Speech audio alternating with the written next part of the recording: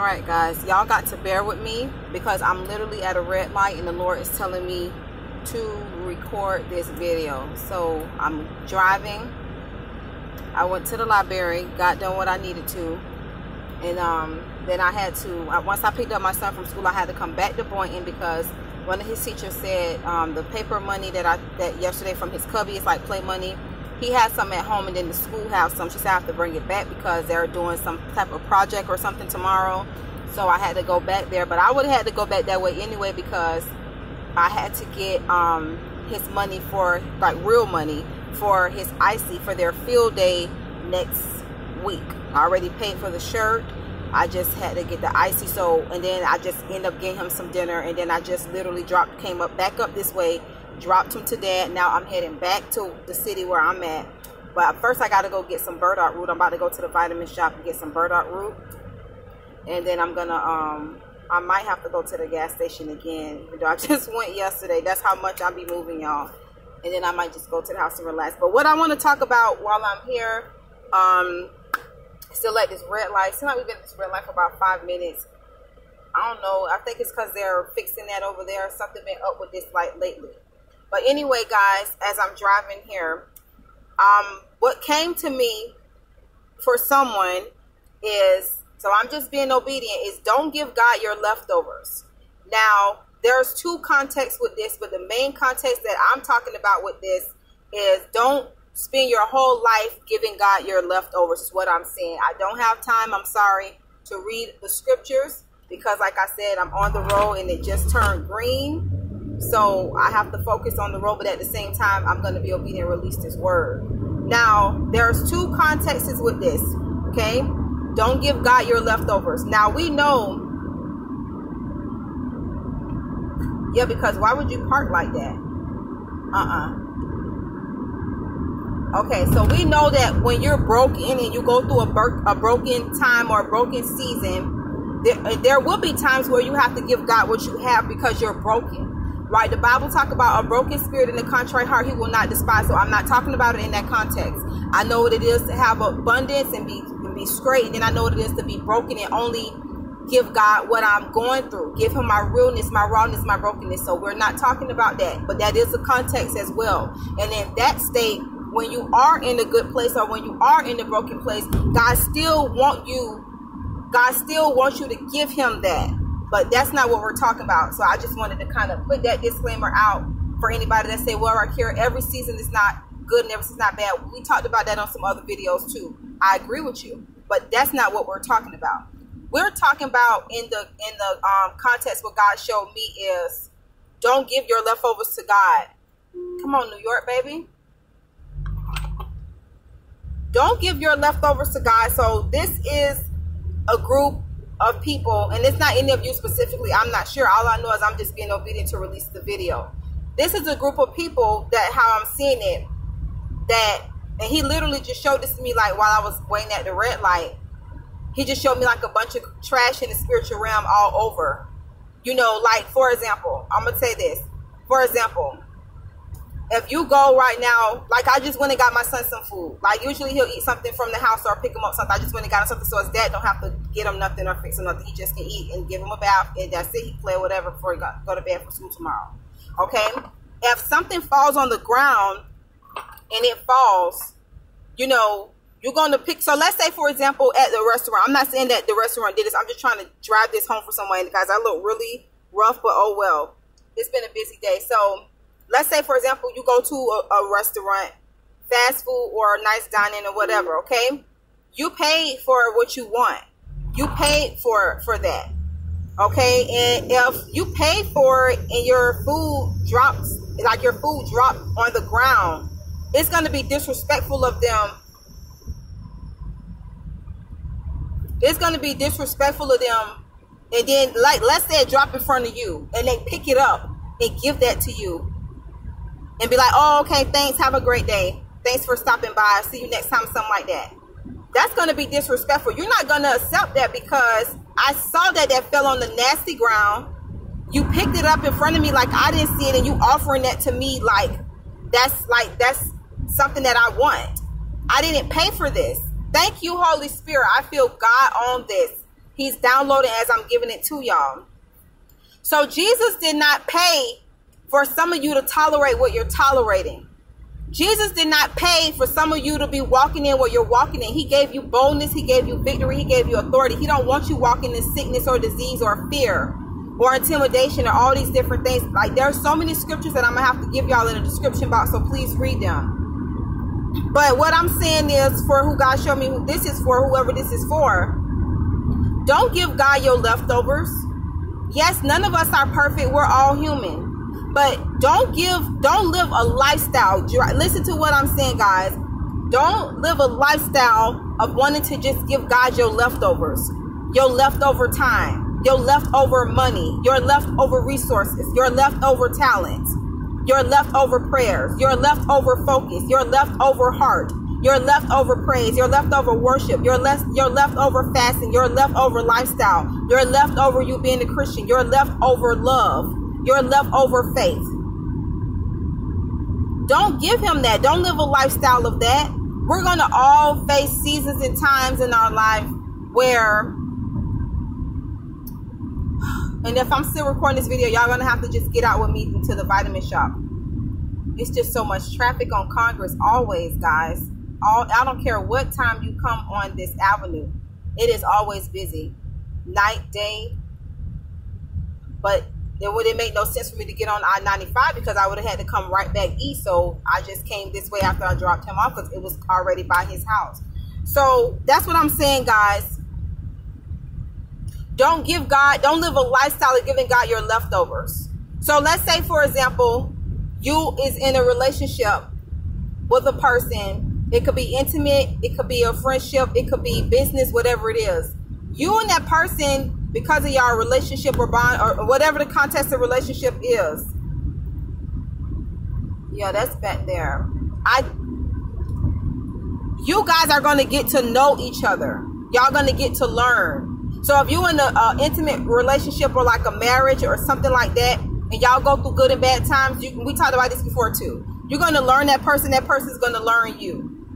You're going to know what they like in good seasons. You're going to know what they like in trying seasons. But because of y'all history and the bond and the things that y'all have been through and the love and other factors as well, that's not going to break you guys because you guys have weathered that. In fact, it will make you guys just grow stronger because the things that came against you that was going to break you didn't break you. I'm sorry, didn't break you. So, but then you could flip it and let's say, then you could flip it and let's say that person just only come to you when they need you, when they need something, when they want to use you. They always giving you their leftovers, but you always giving them the best. That's going to be different because it's like they really haven't proven themselves to you. You know, they only giving you their leftovers. So how would that make you feel so I'm going to try to break this down. So intimately, that'll make you feel some type of way. Off rip, you already know that. Business-wise, let's say that you working with a colleague and they always taking credit for your work. Even if you guys work together, you're the one that always pull the most weight. But they're the one that's always getting like the accolades and the recognition, but they're not really giving you the credit, but then they want you when it's time for projects. They're already showing you who they are. Like, they're not giving you the best, but they're taking the credit. That's going to make you feel some type of way. If it's a friendship that's one-sided, because I'm trying to see why would you be doing that?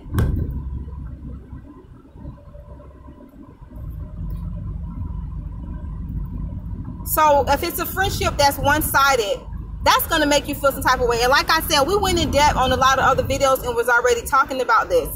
But that's going to make you feel some type of way because it's like, so that's what I'm saying. If you could get it through all those scenarios, imagine how God feels when you live a lifestyle. And here's what I'm talking about. I'm not talking about people that don't have no knowledge of him. I'm talking about people that have knowledge of him, that have experienced Christ, that know Christ, that said they're Christians. You have knowledge of him. It's not like the people that don't know Christ is not saved, the unbelievers, not like them. Because at least they real about where they at. This is a person that know it and they're not acknowledging that, yeah, I'm giving God my life, my leftovers, and not only is this just a season where I'm doing it, and then I repent, or I come to my senses, or I want to do better for God, or I want to show God I love you, God help me to do better, or whatever. You live in the lifestyle willingly of doing this. That's hurtful. That's like if you marry and you willingly cheat on your, and I'm not condoning this, I'm just trying to give y'all practical and spiritual examples. Oh my God, the bird.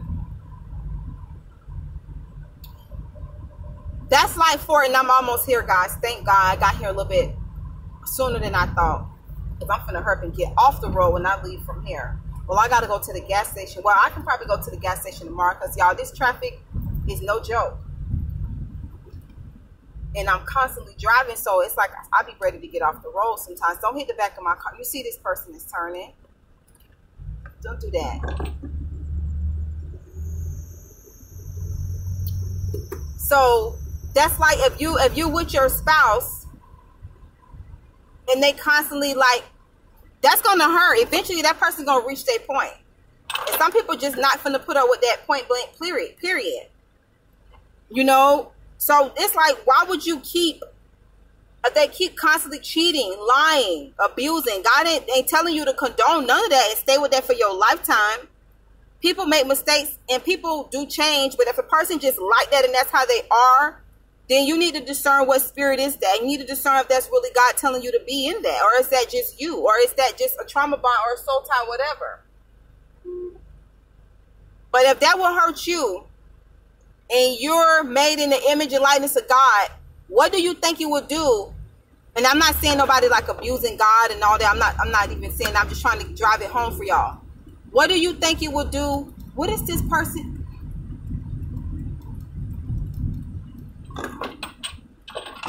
I can't understand this. This man on this bike is turning in. He's not even supposed to be turning in here. This is for the. Let me just find the spot, guys. Or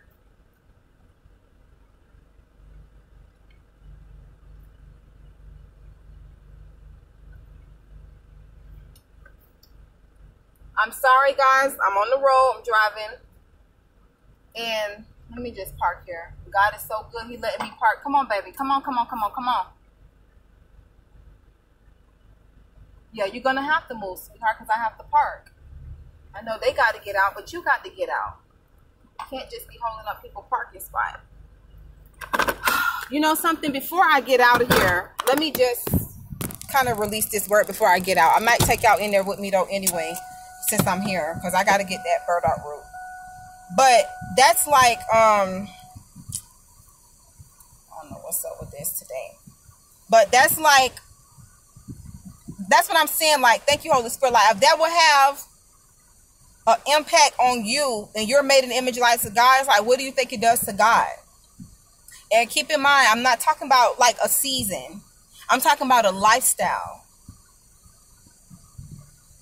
A lot of those people back in the day, those Pharisees and Sadducees, we've done tons of videos on them. Many of them, not all of them, but many of them live a lifestyle of the way that they thought, and the way that they acted, and the way that they were. That was a lifestyle for them. So that's what God is having me to release for someone. Don't live a lifestyle of giving God your leftovers. Don't live a lifestyle of giving him your crumbs when you know you can do better, when you know he's calling you to a higher standard. He's not asking you to be perfect. He's asking you to give him effort. He's asking you to do what you know and he know that you can do. Okay, so I'm going to put some scriptures below. Y'all can't come with me in here to get the burdock root, and then I will close the video. But that's a word for somebody that was burning on my heart. And I believe that the Lord, even though with the whole driving and the people, y'all know how it is. But I believe that he wanted to download that to me. Because he didn't download that word to me before. I believe he wanted to do that. I need my charge. I believe he wanted to do that to download as I was driving for somebody. So it could be like really fresh. Which most of the words do be fresh. But I'm just saying, guys.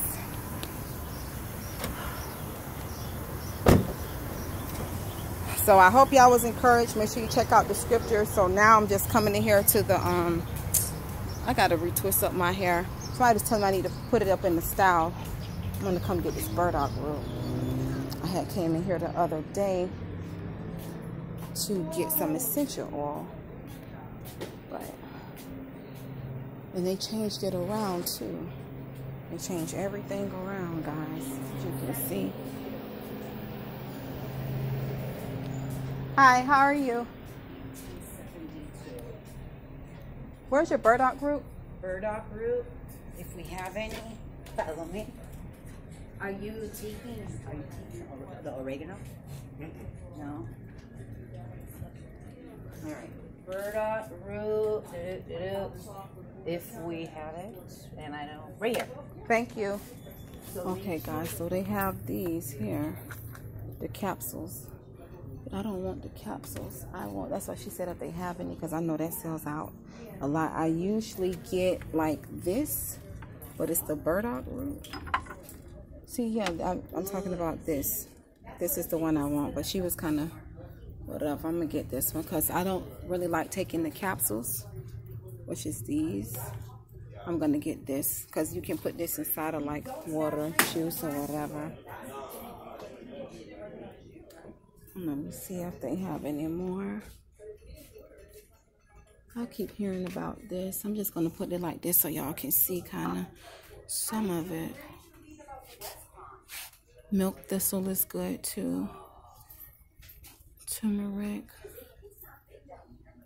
Yeah. Black maca. I've been hearing a lot about that too. But see, what happened was I had got this, how many years ago was that? A couple years ago, and I got some for me.